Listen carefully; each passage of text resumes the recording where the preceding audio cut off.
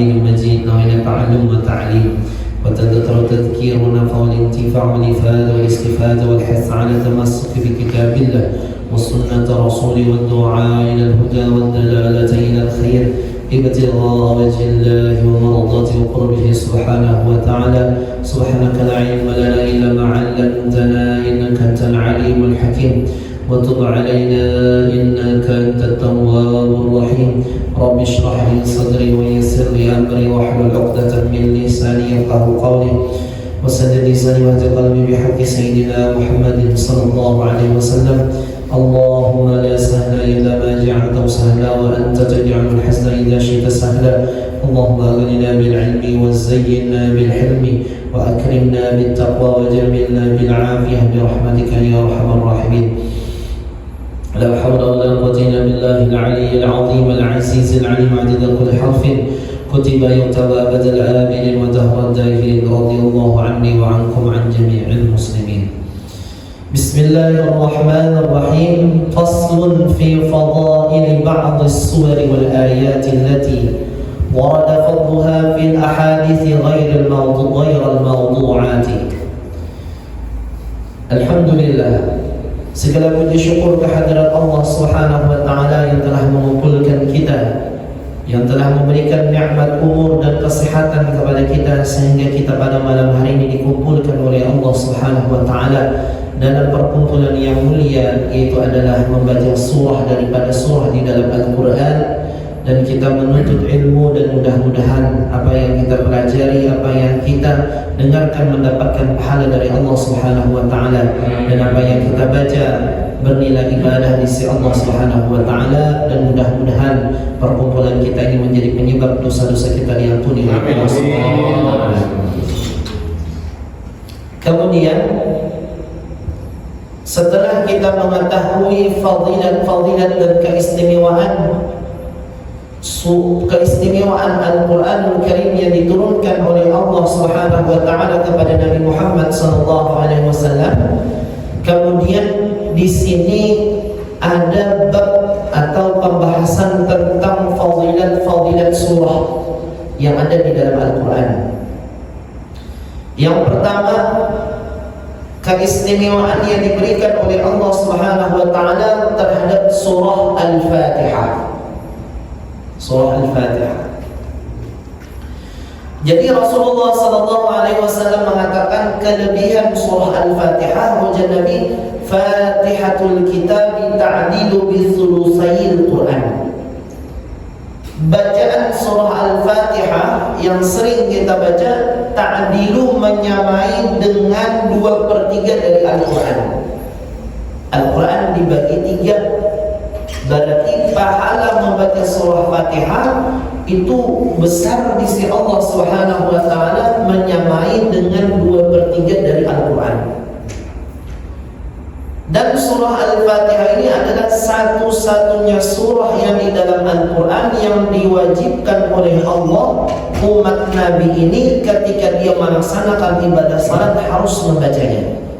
Makanya apabila kita ketinggalan satu huruf, ketinggalan satu ayat, ketinggalan beberapa bagian daripada di dalam surah Al-Fatihah, maka diwajibkan mengulang rakaat bacaan, mengulang rakaat ketika kita salat, dan diwajibkan mengulang daripada bacaan surah Al-Fatihah. Contoh, salat zuhur 4 rakaat.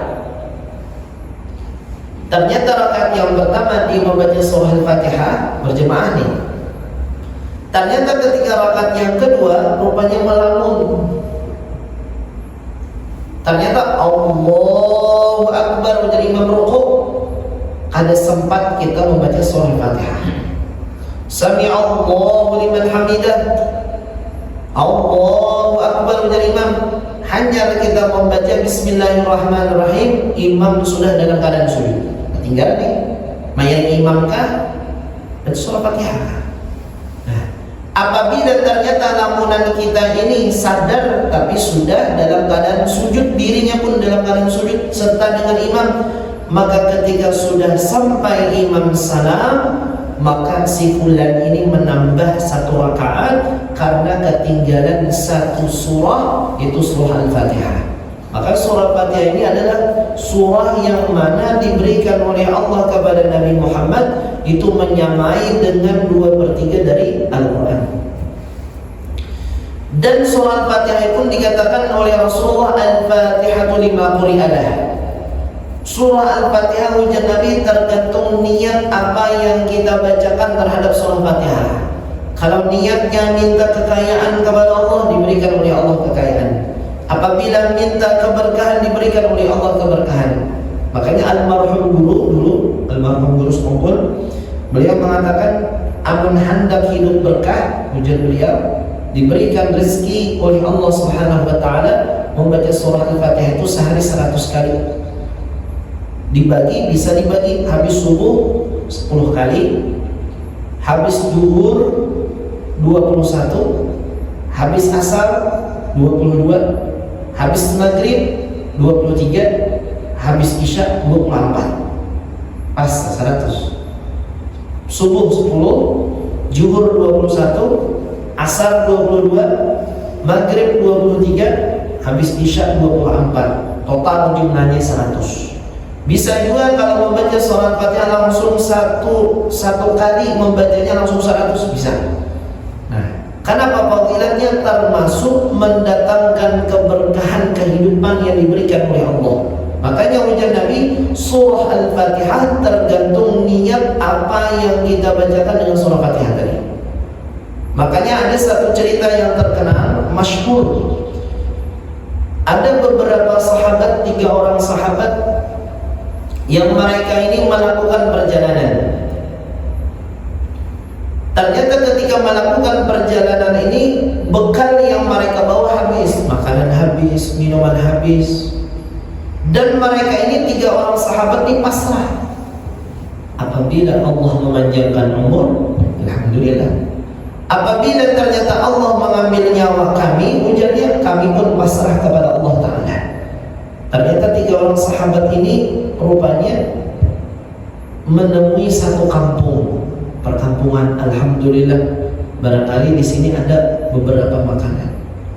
Ternyata ketika hendak memasuki kampung tadi, 3 orang sahabat ini bingung karena kampung tersebut dalam keadaan dikunci atau dalam keadaan tidak diperbolehkan orang asing masuk ke dalam kampung itu. Karena memang tradisi orang Arab tuh ada bentengnya. Satu kampung ada benteng. Jadi dikelilingi kadang dengan tanah liat satu kampung itu.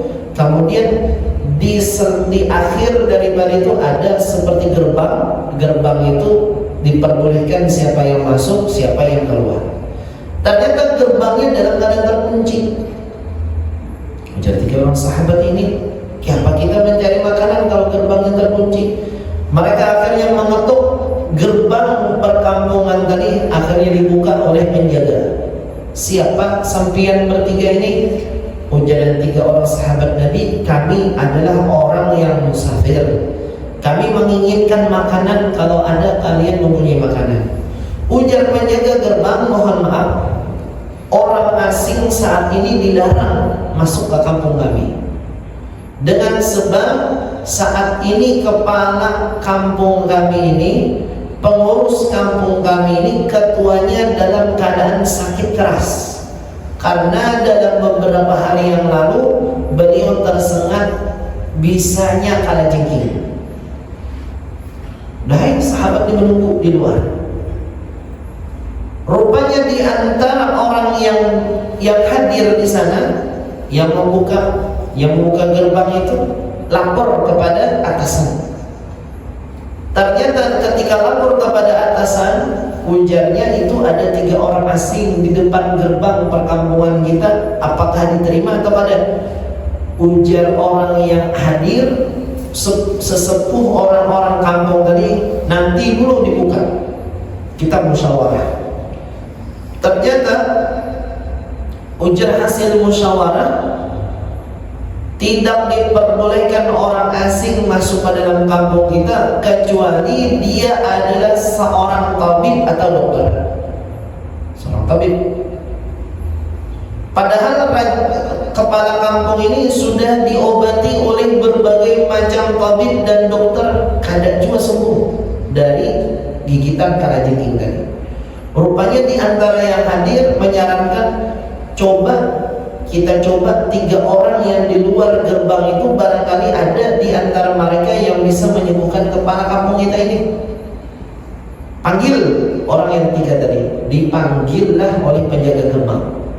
Ketika dipanggil oleh penjaga gerbang, ujar penjaga gerbang, wahai 3 orang pengelana musafir, ayo silahkan masuk pian ke dalam. Masuk ke dalam. Ketika masuk, 3 orang ini bingung. Kenapa?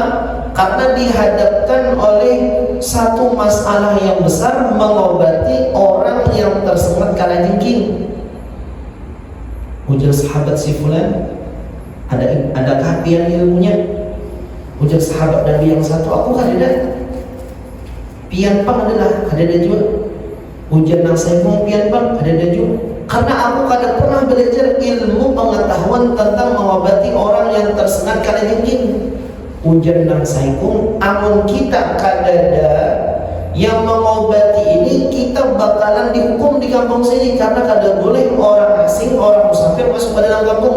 Ujar nang saifung, biar aku nang bakalah. Akhirnya apa ilmu ikam? Ayo tenang aja, aku kayak mengobatinya. Akhirnya dipanggil oleh sesepuh kampung tadi, siapa di antara kalian yang bisa menyembuhkan kepala kampung kami? Ujar sahabat tadi, ulun siap. 2 sahabat ini bingung. Seumur hidup nang sebulan ini kada pernah mengobati orang. Inyak garing aja kadang berobat berminggu-minggu juga kada sembuh. Ini kenapa ini waninya mengobati orang? Akhirnya sahabat 2 tadi bingung dengan sahabat yang satu ini siap sedia untuk mengobati kepala kampung tadi. Dan ujar yang satu ini, sebelum kami mengobati kepala suku ini, kepala kampung tadi, kami mengharapkan balas kasihan kalian, tolong beri kami makanan dan minuman dulu. Akhirnya dihidangkan makanan, dihidangkan minuman. Sudah masing-masing mereka sudah dalam keadaan kenyang, akhirnya dipanggil orang yang siap mengobati kepala suku tadi. Ketika masuk ke dalam ruangan, masuk ke dalam kamar, ternyata memang kepala suku tadi sudah menyeluruh tubuhnya diliputi dengan bisa kalajengking. Bingung sahabat ini, ya Rasulullah, ya Allah, apa obat ini? Kebetulan di sahabat si fulan ini, dia ini baru masih belajar tentang Islam, baru belajar tentang Al-Quran.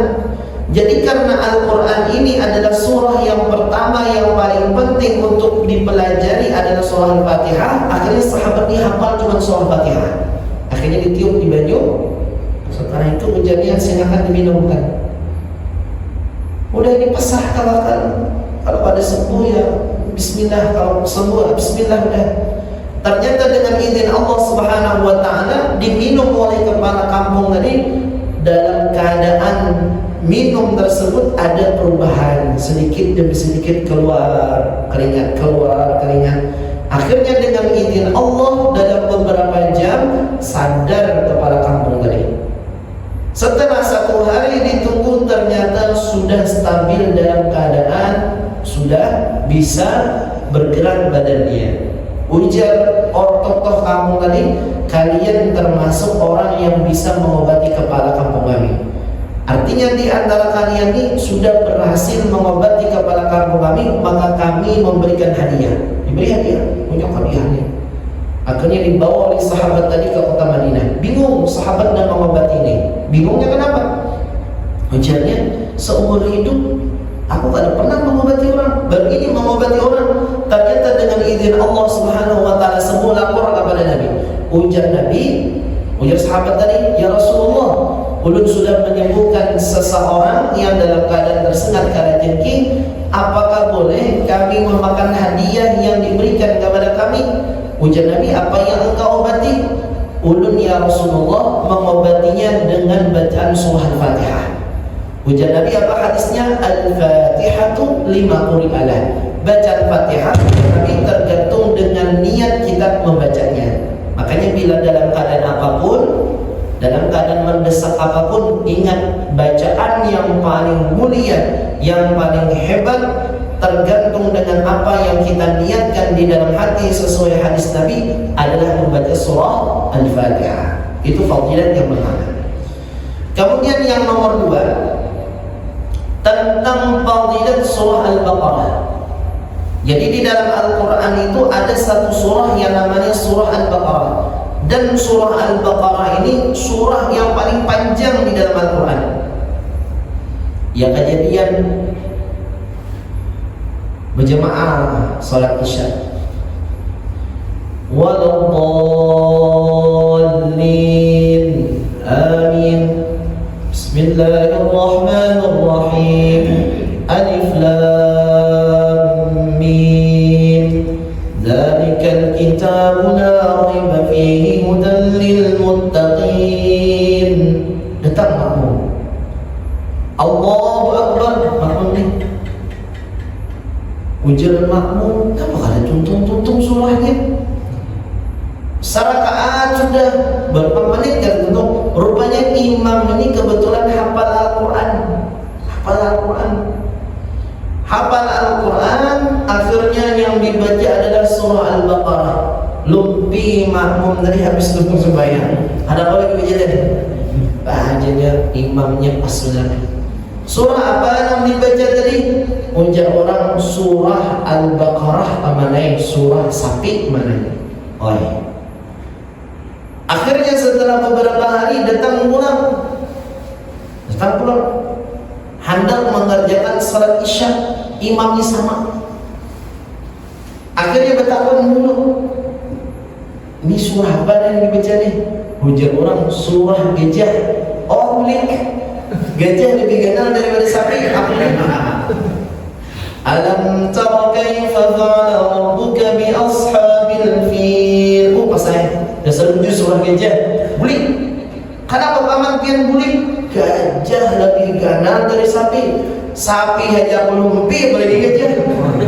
Nah, surah Al-Fil dan surah Al-Baqarah. Apabila misal suatu saat kita diberikan oleh Allah Subhanahu wa taala nikmat, ada di rumah nyarga, atau rumah yang lawas kada ditinggali, atau rumah hanyar nukar, sangat dianjurkan membaca surah Al-Baqarah sampai hatam, dari Alif Lam Mim sampai selesai. Apabila kita tidak mampu membaca surah Al-Baqarah, panggil orang, upahkan membaca surah Al-Baqarah. Bila kada mampu seorangan, baca bertiga. Karena surah Al-Baqarah ini kurang lebih 2 juz lebih, dah 3 juz. Aku jadi sejuz saja sehari tidak tentu. Nah, upahkan. Atau misalnya panggil orang yang lancar baca Al-Quran, suruh membaca surah Al-Baqarah. Karena apabila kita membaca surah Al-Baqarah di satu rumah, maka syaitan dan iblis dan jin akan dihilangkan oleh Allah Subhanahu wa taala. Makanya mengisi rumahnya rumah lawas hanya doa, atau rumah yang lama kada ditinggali, baca surah Al-Baqarah. Apapun jenis jin yang hebat-hebat pasti akan dihilangkan oleh Allah dengan bacaan surah Al-Baqarah. Karena ini memang hadis dari Nabi, bacaan surah Al-Baqarah itu hebat.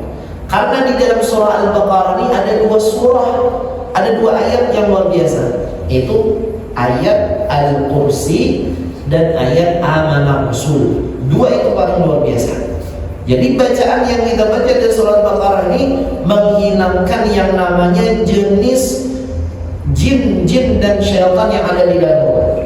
Makanya misalnya kita bukan rumah, atau kebiasaan ada daerah perkampungan itu rumah murah, rumahnya murah.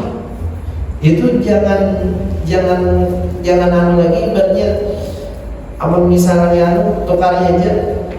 Jangan ragu lagi bila rumah itu ganal, murah, kada ragu lagi, jangan ragu lagi, pasti di dalamnya pasti banyak jin. Berhentuk rumah itu. Karena banyak memang di perkampungan itu rumah itu kada dinawani menukarinya. Padahal dia rumah di pinggir jalan, ganal, besar rumahnya, tapi kada dinawani menukarinya. Itu kada ragu lagi, kita pasti rumahnya hibak jin. Karena memang pernah ada beberapa orang yang datang ke rumah itu guru ulun nukar murah, di pinggir jalan, kanal murah, berapa nobar sekian.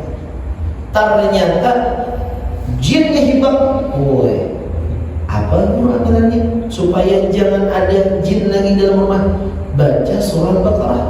Akhirnya dibaca oleh si fulan tadi karena kebetulan orangnya memang ada ilmu, baca surah Al-Baqarah. Alhamdulillah rumahnya kan ada lagi macam-macam jenis jin, jenis melihat bayangan dan macam-macam. Karena apa? Karena surah Al-Baqarah itu luar hebat. Kalau misalnya kita numpang perumahan suatu saat atau mendiami rumah bekas peninggalan keluarga atau apapun, baca surah Al-Baqarah. Kalau kita ada mampu baca surah Al-Baqarah, kita minta tolong kepada orang lain untuk membacakan surah Al-Baqarah. Karena surah Al-Baqarah ini luar biasa hebatnya kandungannya. Dalam hadis yang lain Nabi mengatakan, "Man qara surat Al-Baqarah tawajja bi tajin fil jannah." Orang yang rajin membaca surah Al-Baqarah akan diberikan mahkota dengan mahkota dari surga Allah Subhanahu wa taala. Jadi setelah surah Al-Fatihah, yang afdal selanjutnya adalah surah Al-Baqarah. Kemudian lagi bergeser selanjutnya, Rasulullah SAW mengatakan, ujar Nabi, Allah telah mengakhiri surah Al-Baqarah dengan 2 ayat yang mana Allah telah memberikan kepada ujar Nabi yang datang dari harta karunnya di bawah arasy Allah Subhanahu wa taala. Dan ujar Nabi, belajar kalian bacaan 2 ayat tadi dan ajarkan kepada anak-anak kalian dan istri-istri kalian. Akhirnya sahabat bertanya, "Ya Rasulullah, apa bacaan 2 ayat tadi dalam surah Al-Baqarah? Apa ya Rasulullah bacaannya?" Akhirnya dijawab oleh Rasulullah SAW, yaitu adalah ayat kursi, bacaan amanar rasulu bima unzila ilaihi min rabbih wal mu'minun kullun amana billah sampai akhir. 2 ayat akhir daripada surah Al-Baqarah. Itu hebatnya ujar Nabi, luar biasa. Makanya kita kan di dalam salat maghrib dan subuh itu membaca dua ayat, amanar rasul sampai kafirin. Amanar rasul bima unzila ilaihi min rabbih wal mu'minuna kullun amana billah sampai akhir. Itu 2 ayat yang luar biasa kata Rasulullah SAW. Jadi keistimewaan daripada surah Al-Baqarah karena terkandung di dalamnya itu bacaan-bacaan yang istimewa. Barang siapa yang membacanya banyak mendapatkan keistimewaan daripada surah Al-Baqarah. Kemudian selanjutnya fadilat daripada surah Yasin pula. Nah, ini kita baca surah Yasin. Apa kelebihannya? Ujar Nabi, barang siapa maqara Yasin marratan fakannama qara al-Qur'ana marrataini. Barang siapa yang membaca Yasin 1 kali hatam, maka sama dia membaca Al-Qur'an 2 kali hatam. Fadilatnya. Jadi bacaan Yasin, makanya banyak di antara kita orang-orang yang muslim, kebanyakan mereka mengamalkan surah Yasin habis maghrib dan habis subuh. Karena di dalam hadis Nabi mengatakan, barang siapa ujar Nabi membaca surah Yasin, sama dia membaca Al-Quran 2 kali khatam. Ini istimewa. Dan barang siapa ujar Nabi membaca surah Yasin mengharapkan pahala dari Allah, diampuni dosa-dosanya oleh Allah Subhanahu wa taala. Makanya orang-orang dahulu, biasanya orang-orang dahulu sebelum ada televisi, sebelum ada radio, itu sebagian daerah khususnya orang-orang Melayu itu habis maghrib setiap buah rumah itu kita sering mendengar, apabila orang dulu itu pasti mereka itu mendengar bacaan Al-Quran setiap buah rumah. Ada yang anak belajar membaca Al-Quran, ada yang anak belajar membaca Iqra, ada anak yang belajar mereka bacaan Al-Quran di setiap buah rumah. Sedangkan orang yang sudah bisa membaca Al-Quran, mereka setiap buah rumah itu membaca Yasin, baca surah Tabarak, membaca Waqi'ah. Kenapa? Karena memang zaman dahulu kadang istilahnya kemajuan zaman. HP belum ada, televisi belum ada, radio belum ada. Jadi mereka ini ketika habis maghrib itu kadang kegiatan kecuali adalah ibadah mereka kepada Allah Subhanahu wa taala. Makanya tradisi orang-orang Melayu, Malaysia, kemudian tradisi orang-orang Indonesia sebelum masuk kemajuan zaman. Amun zaman wahini langka sudah mencari orang baca Yasin setiap buah rumah. Ada di masjid kita aja, siapa nak mau baca? Kaumnya orang. Nak hadir, kadang baca lagi habisan sudah orangnya. Kecuali sekarang yang membaca Yasin itu kebanyakan adalah orang-orang yang di atas umur 40 yang mereka pernah hidup di zaman-zaman tersebut, yang baca Yasin, Waqiah dan Tabarah. Alhamdulillah kalau seandainya kita generasi penerusnya setelah maghrib membaca surah Yasin, Waqiah dan Tabarah, dan mereka yang membaca surah Yasin pasti dengan suara nyanyi, Yasin wal Qur'anil Hakim innaka laminal mursalin, dan dengan santai dan dengan penghayatan yang luar biasa. Itu setiap buah rumah waktu itu, tempo itu. Makanya kadang kita tuh kangen dengan keadaan yang mana kondisi kita tuh kadang dimasuki kemajuan zaman. Sederhana hidupnya, penuh dengan kenyamanan, penuh dengan ketenangan, penuh dengan ibadah kepada Allah Subhanahu wa taala. Bila jam 10 atau jam 9 sudah berikan. Dan belum ada zaman itu, kemajuan zaman belum ada sama sekali. Jadi yang berisi HP pun tahun 80, 85 itu orang-orangnya aja. HP itu mulai terkenal tuh tahun 90 ke atas, mungkin 98. HP itu awal keluar tuh yang besar bentuknya, tinggi HP-nya. Itu pertama.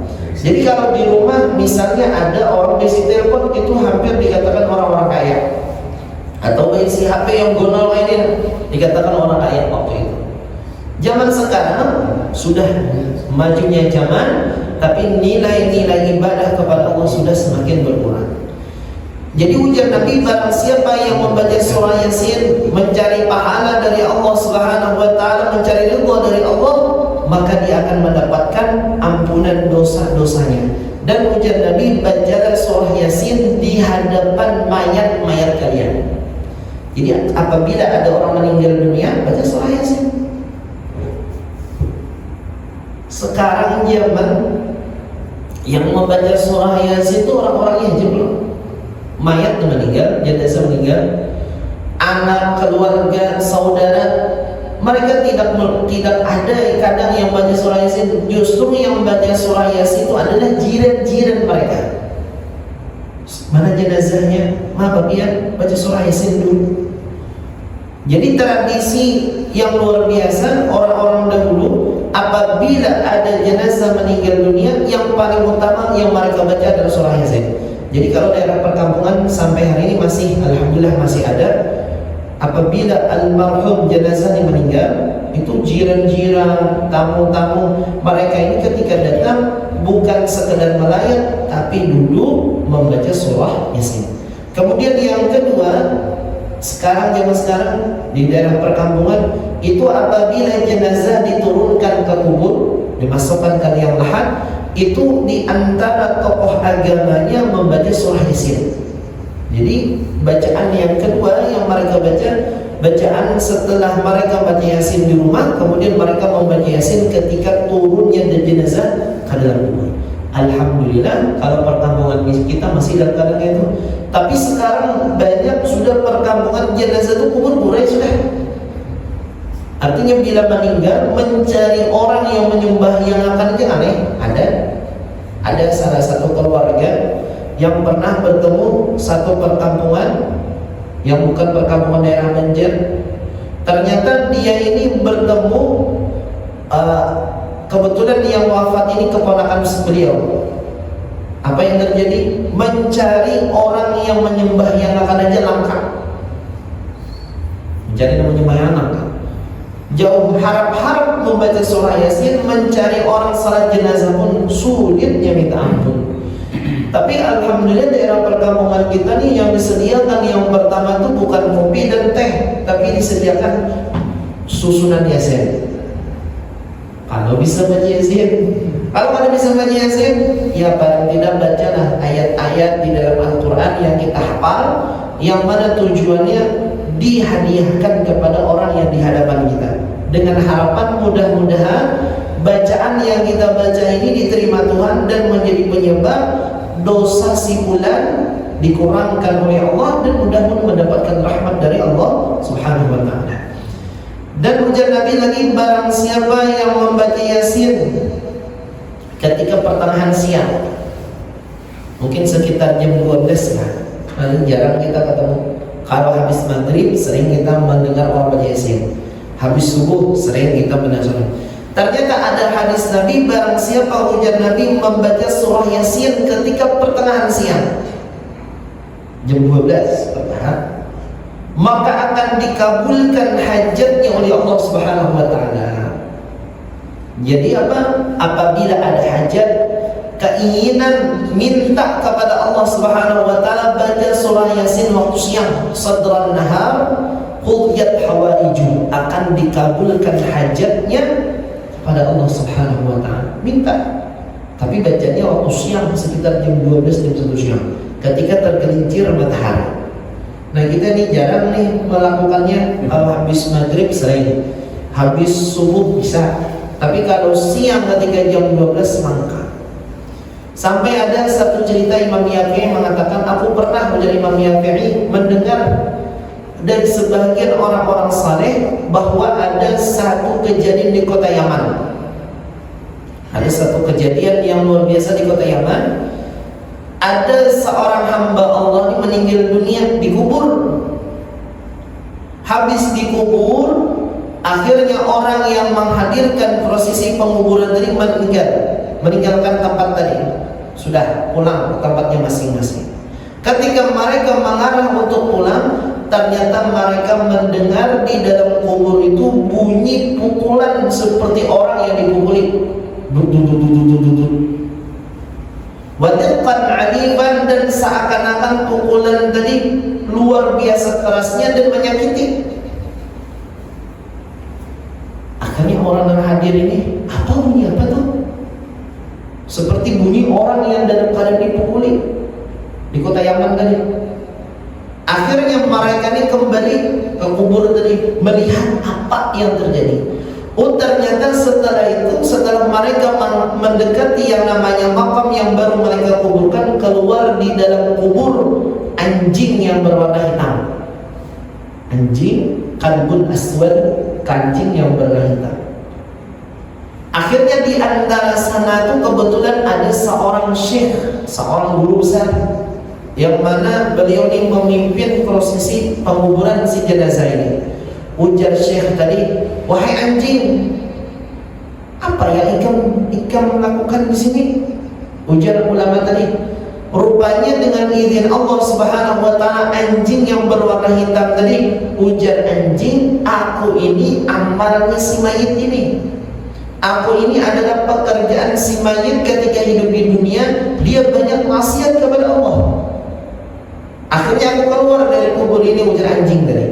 Akhirnya syekh tadi bertanya lagi, wahai anjing, yang dipukul di dalam kubur itu dirimu atau si mayat yang dikubur? Yang dipukul oleh malaikat tadi, dirimu atau jenazah yang ada di dalam kubur ini? Ujar anjing, yang dipukul itu adalah diriku, bukan jenazah yang di dalam kubur. Aku yang dipukul oleh malaikat. Ujar anjing tadi. Kenapa wahai anjing jadi dirimu dipukul oleh malaikat? Ternyata ujar anjing, ditemukan di sisi si fulan tadi adalah orang ini sering membaca surah Yasin, dan dengan sebab bacaan surah Yasin tadi, fahalat baini wa bainah, akhirnya diriku dipisah oleh Allah dengan yang namanya jenazah tadi. Diriku dipisah, ujar anjing tadi, dengan si jenazah ini. Akhirnya aku yang dipukuli malaikat dan aku diusir oleh malaikat. Sedangkan yang di dalam kubur ini mendapatkan rahmat dari Allah Subhanahu wa ta'ala. Ini istimewanya bacaan surah Yasin. Artinya apa? Menjadi penyebab orang ini selamat ketika di dalam kubur dengan sebab bacaan surah Yasin, yang mana ketika dia hidup di dunia sering membaca surah Yasin. Kemudian selanjutnya ada 2 surah lagi. Setelah surah Yasin yang sering kita baca adalah surah Waqiah. Idza waqa'atil waqi'ah laisa liwaqa'atiha kadhibah. Ujar Nabi, barang siapa mengqara surat al-waqi'ah bi kulli lailatin lam tusibu faqatun abadan. Barang siapa yang membaca surah Waqiah tiap-tiap malam. Ini amal orang kalapan duitan ini. Apa besoknya orang amalan kalapan duitan. Barang siapa membaca surah Waqiah, ujar Nabi, tiap-tiap malam. Ini tanda kutipnya tiap malam, kapanpun, habis maghrib kah, habis isya kah, habis jam 12 malam kah, yang penting malam, insyaallah ujar Nabi, lam tusibhu faqatun abada. Tidak pernah dia merasakan fakir selama-lamanya. Ini bila orang kalapan duitan, ini amalannya. Bila ternyata membaca surah Waqiah diamalkan sampai setahun 2 tahun masih susah, belum lagi, masih proses Allah mengabulkan hajatnya. Makanya amalan yang paling hebat untuk mendatangkan rezeki adalah surah Waqiah. Malahan ada tuan guru ini si itu baca Waqiah itu kada setiap malam lagi. Malam ini baca surah Waqiah, malam besok libur. Ditanya oleh orang, wahai guru si fulan, kenapa pian kada baca surah Waqiah setiap malam? Kalau disini yang dah halat ni aja aku sugih benar sudah. Apalagi misalnya setiap malam aku khawatir kalau kena kali 4-an sugih. Akhirnya dibaca sidin, hari ini baca, besok parai. Hari ini baca, besok parai. Kenapa? Alasannya aku takutan udah sidin kalau kasugihan. Nang ini sugih benar sudah, dengan sebab nambah halat ini. Akhirnya diganti sini dengan bacaan yang lain, khawatir kalau sugih ampun kita.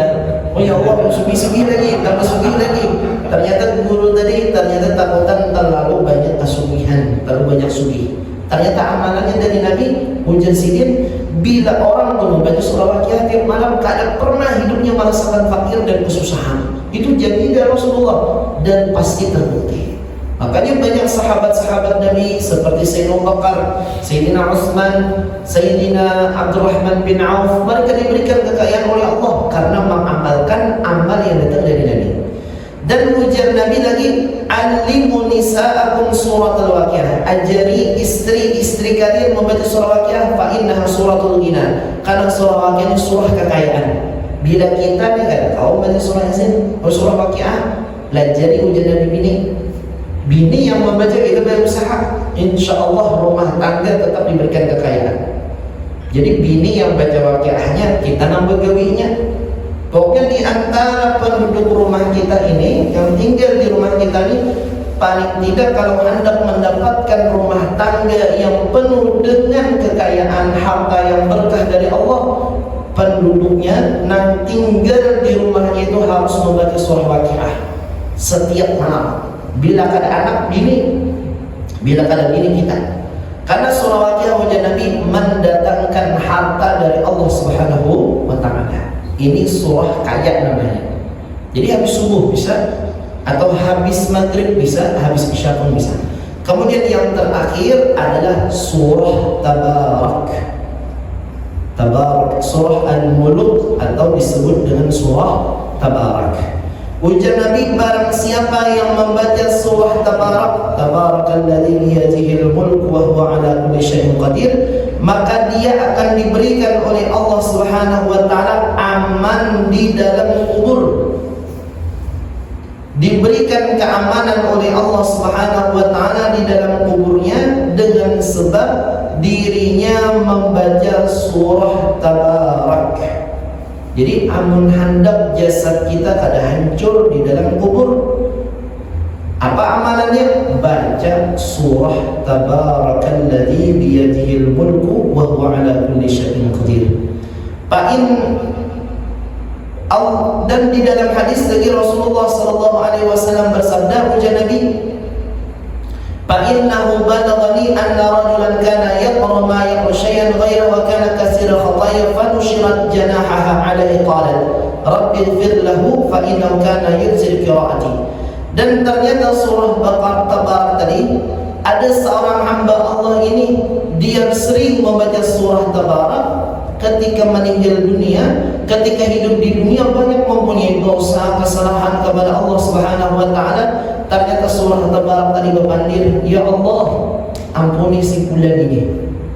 Kenapa ujar Allah Subhanahu wa taala engkau surah meminta supaya dirinya diampuni? Karena dulu ketika di dunia dia sering membaca ulun, dan dengan sebab itulah ya Allah ampuni ini hamba, dengan sebab dia sering membaca surah Tabarak.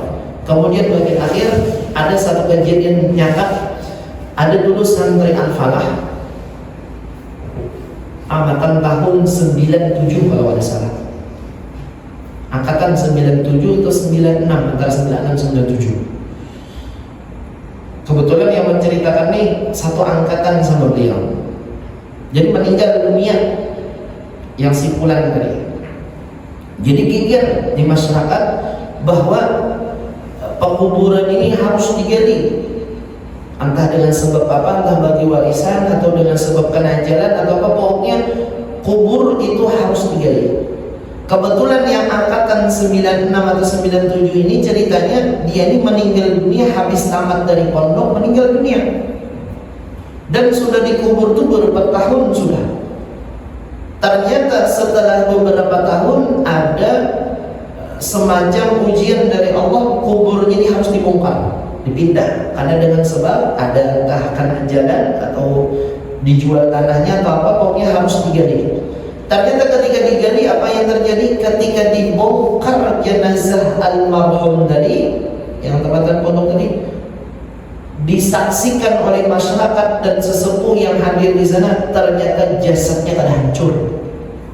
Kenapa? Amalannya ternyata ini dulu ujar satu angkatan sama yang meninggal tadi, dia itu ketika masih dalam pondok selama 7 tahun itu amalannya tidak pernah lepas bacaan daripada surah Tabarak. 7 tahun dia baca surah Tabarak itu. Ternyata setelah wafat dan meninggal dunia, dibuktikan oleh Allah jasadnya di dalam kubur bertahun-tahun. Ternyata ketika dibongkar, alhamdulillah kan hancur.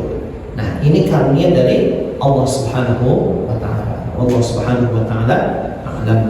Mudah-mudahan kita mendapatkan ilmu yang bermanfaat. Mudah-mudahan segala dosa-dosa kita diampuni oleh Allah Subhanahu wa taala, dan mudah-mudahan kita mendapatkan rahmat dan karunia dari Allah Subhanahu wa taala, dan mudah-mudahan segala hajat kita dikabulkan oleh Allah, dan mudah-mudahan kita dimatikan oleh Allah dalam keadaan husnul khatimah. Amin ya rabbal alamin. Wa ila hadratin nabi al-Fatihah.